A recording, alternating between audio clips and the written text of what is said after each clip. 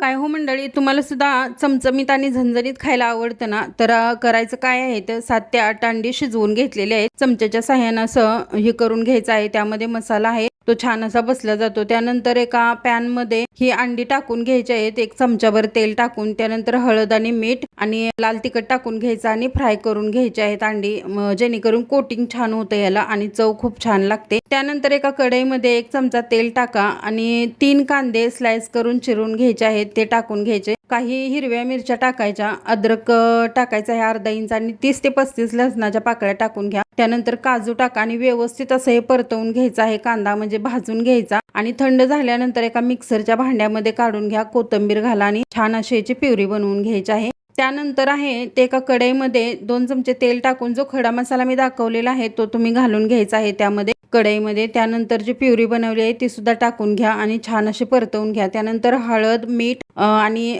लाल तिखट आणि जिरा पावडर एवढंच टाकून घ्यायचं आहे, कारण हिरवी मिरचीचा वापर केलेला आहे त्यामुळे तिखट नाही टाकायचं. त्यानंतर अर्धी वाटी दही फेटून घेतलेलं आहे, ते मिक्स करून व्यवस्थित असं यामध्ये ओतून घ्यायचं आहे आणि छान असं तेल सुटेपर्यंत ही प्युरी आहे ते परतून घ्यायची. गरजेनुसार पाणी घाला आणि चवीनुसार मीठ घालून घ्यायचं आहे. त्यानंतर ही अंडी आपण फ्राय केलेले आहेत ती यामध्ये टाकून घ्यायचे आहेत. वरतून कसुरी मेथी घाला आणि 5 मिनिट छान असे शिजवून घ्यायचं. झणझणीत अंडा मसाला तयार.